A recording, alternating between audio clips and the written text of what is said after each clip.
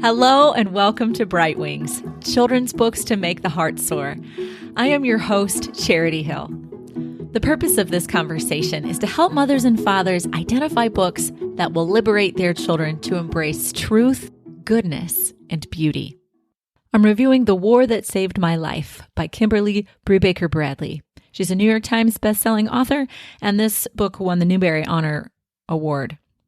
It was published in 2015, so it's somewhat recent. It's a complicated book and not an easy book for me to review. It's not an easy book to read. I wanted to give you a heads up before I begin commenting on this book. Depending on the sensitivity of your children, you might want to listen to this podcast either with earbuds in or when your children aren't around. If they typically listen with you, you might want to consider that for this podcast episode. The content that I'm going to be talking about is pretty serious, a little mature, and also it contains a number of spoilers. I think spoilers are important for mothers and fathers to be able to determine and make a judgment about what books are worth reading. Also, I want to clarify briefly the purpose of these book reviews. First, of course, is to make your life easier by giving you a kind of insider scoop. My second purpose in these book reviews is to apply some of the thinking and reasoning and principles that I've used from other podcasts and apply it to new situations to value and evaluate new works. Sometimes it can be really helpful to hear someone think through and reason through the merits and demerits of a book. I've had friends and listeners wondering that since I call the initiative Books Worth Reading, do I mean that? Do I mean that all the books that I feature, they're actually worth reading? They're excellent? No. However, it's not easy as that, as a laugh. And you know that too. Of course, it has to be more intelligent than that. And we're all trying to grow our brains, me included. So sometimes I will tell you explicitly what I think, and sometimes I'm just going to try to give you enough information so that you can make a judgment. I think it's important to give as generous a reading as possible to books, and also to say yes as much as possible to books. But as you may have noticed, I'm pretty picky.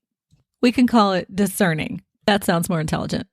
All right. So The War That Saved My Life concerns the story of Ada Smith and her brother Jamie. They live in London at the opening of the story with their mother in a one-room apartment. It's a one-room apartment that Ada has never left. Jamie can come and go somewhat. Ada has never left the apartment in her entire life because her mother hates and despises her. She hates and despises her because she has a club foot.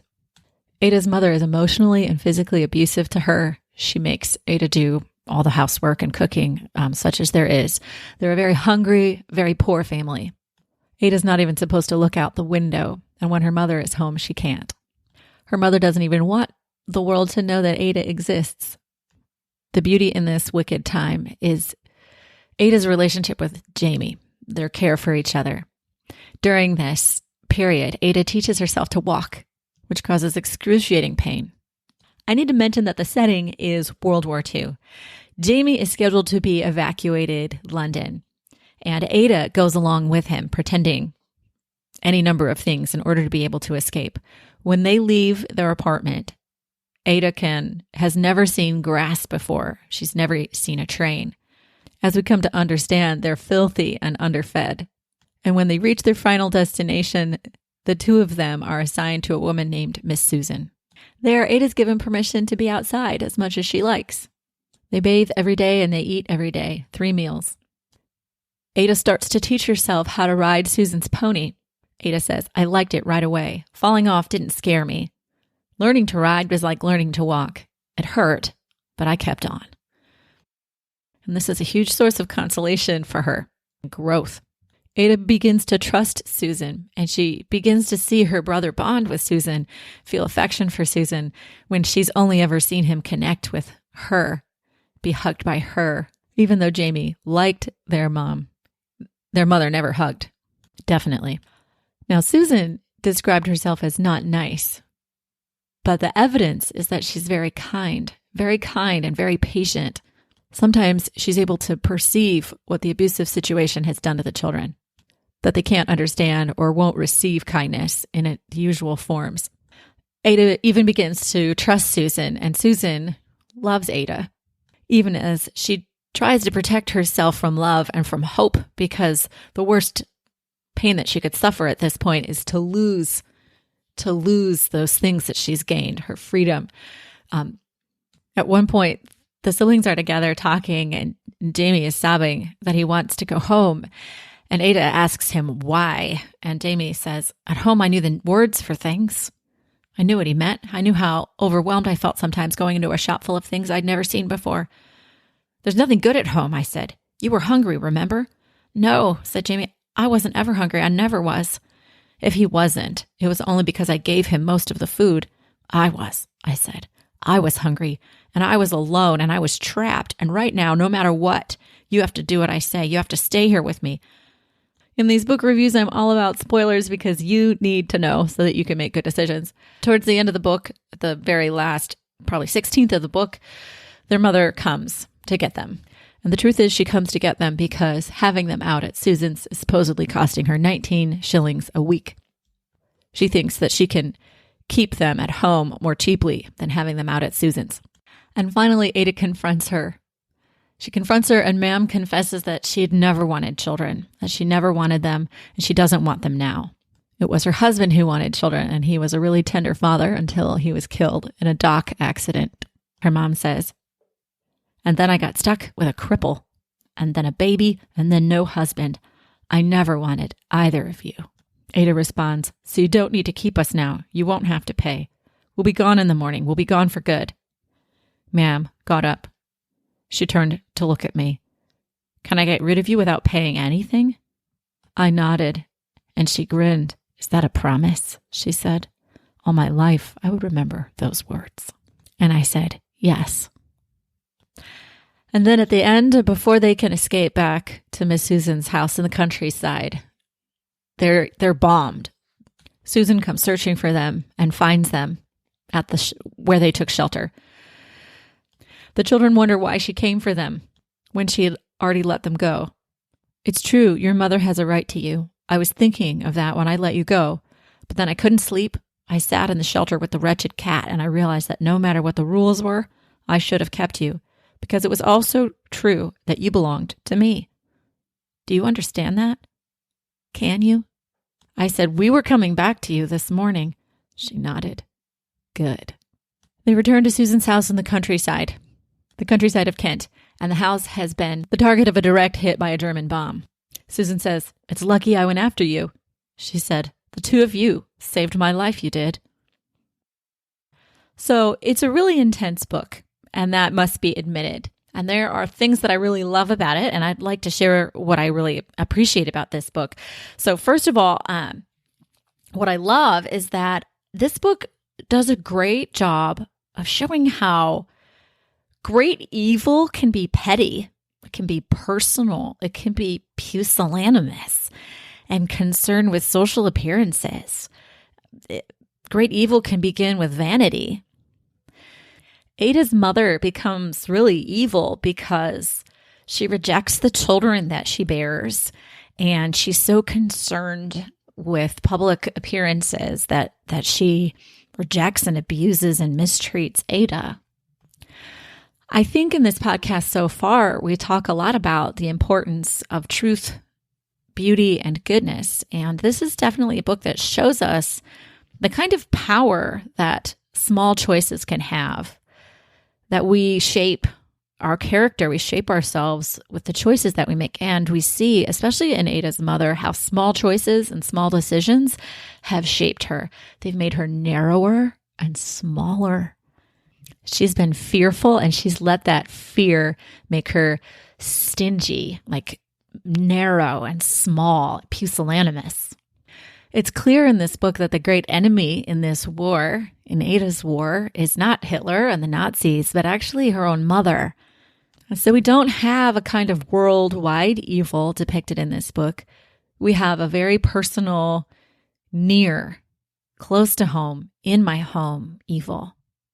Right. Also, for this reason, it's deeply uncomfortable.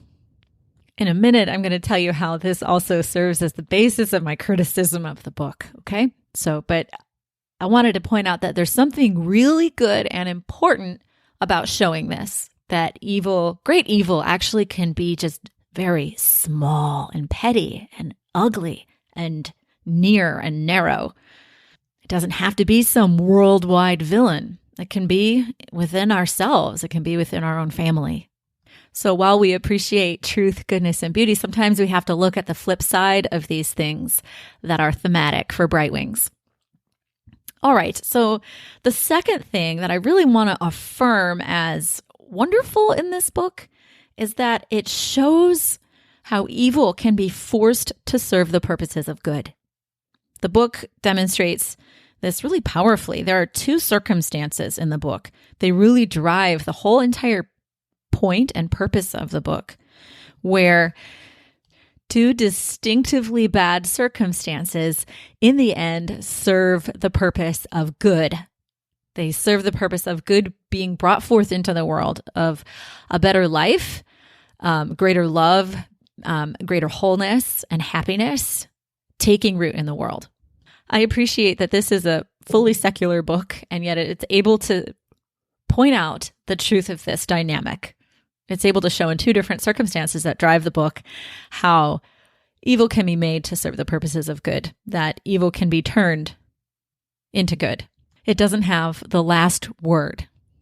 I'm going to give away one of them. Obviously, the title of the book is The War That Saved My Life. And so we see that she leaves London in order to escape her mother and in order to escape the London bombing. And this becomes a great source of life for her. So in a certain sense, it's World War II, this terrible tragedy of human life, is the very possibility, the very opportunity where Ada is able to be saved from her dire circumstances. The other circumstances where evil is made to serve the purposes of good is that Ada and Jamie, precisely by fleeing from London and fleeing their mother, by being with Susan Smith, Susan begins to love them. And not only does Susan's love for Jamie and Ada motivate Susan to leave and go and look for them in London, but it's that love for each other that both saves Susan's physical life and saves Susan's spirit. The love that they have for one another renews Susan's spirit. And in a staggering way, this renewal wouldn't have happened for Susan if the children hadn't been through what they had gone through with their mother. That isn't to say that those abusive circumstances were ever in any way okay. It's just that there was redemption for the children and Susan in and through their circumstances. Right? So these are really deep things to be pondering, and these are important things to appreciate. However, I am not sure that this is a kid's book. Just to make a distinction for you, middle grade fiction is fiction that is supposedly designed for 8 to 12-year-olds. It has a happy ending. Young adult fiction is usually for readers 12 to 18 years old and is full of mature, let's say like PG-13, rated R thematic content, and possibly ends unhappily. I just thought an important distinction needed to be made between middle grade fiction and young adult fiction because many of us go to the library assuming that these are the same. I will have an informative podcast sometime in the future just talking about what young adult fiction is. Suffice it to say for now that I think the book, the novel, The War That Saved My Life, is almost young adult fiction. In the end, though, it does end with hope. And there is growth towards hope within the book. That's the great drama of the story. Let me say clearly and distinctly that I think that the book might not be worth the emotional risk for children under 14. In many ways, I feel like it's a book that was written for adults, but marketed to kids because it concerns the life of a child. The things going on psychologically in this story, it seems to me a child of 12 is not really going to understand. So I tried to imagine under what circumstances it would be reasonable for a child's formation to read The War That Saved My Life. What would be the circumstances in which I would say, yeah, go ahead, read The War That Saved My Life?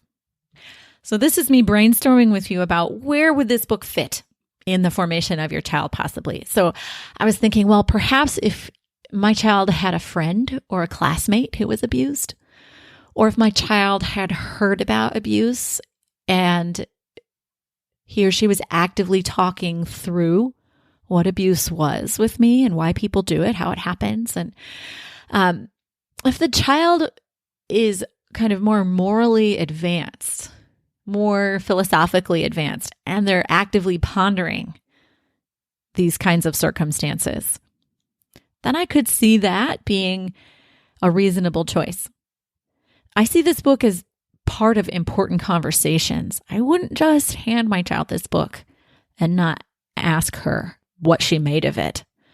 However, if my child did have a friend or a classmate who had been abused and this came to light, perhaps this would be the exact reasons why this book would be too much, why it would be too traumatizing for my child to read. I was thinking, even if you have a very peaceful home without a lot of passion or drama, or you have very resilient children, I find it difficult to imagine circumstances where the child wouldn't be deeply burdened by Ada's circumstances. How would my child read this book and not identify with Ada and Jamie? Right? The book is not full of abuse, but the abuse is definitely there. It's told about in the beginning, and then it's told about in different kind of flashbacks and reflections by Ada. And they're pretty visceral, pretty detailed. The burden, I think, and the trauma to a young reader engaging with this book would come from the child's inability to grasp the psychological depth of the circumstances that Ada is suffering. So she both loves her mother and fears and hates her. An advanced 8-year-old reader could technically have the reading skills to read the words of this book. A 10-year-old would do better, and a 12-year-old would do even better. But even a 12-year-old would still be struggling, I think, to make sense of the psychological circumstances that are the whole point of the book. They drive all the internal action, and the internal action and the psychological action are most important. I don't think 8 to 12-year-olds or even 8 to 13-year-olds have the psychological maturity to really grapple with this book. Or at least they can't grapple with it alone. I really take seriously the fact that reading is an act of participation. By reading, we share in another's experience. Yes, by analogy, but yes, through analogy, we really do share something. I don't think the author is able to provide enough psychological analysis within the text to help the 8 to 12-year-old who is very not self-aware, to help such children adequately sort through what has happened to Ada and how Ada is changing from this. Nevertheless, as an adult, I found it a really good book. Good in a burdening kind of way. I'm glad Ada is okay at the end. All right, let me encourage you in this, that if you think The War That Saved My Life is a book worth reading, that you will read it with your child, that you will talk about it with your child. Perhaps you will let them listen to this podcast and you can talk about some of the themes that make this book remarkable. And by reading it together, you will be able to bear some of the darkness. I appreciate you listening to this review of The War That Saved My Life by Kimberly Brubaker Bradley. And I hope that this review has helped you decide if this book is a book worth reading.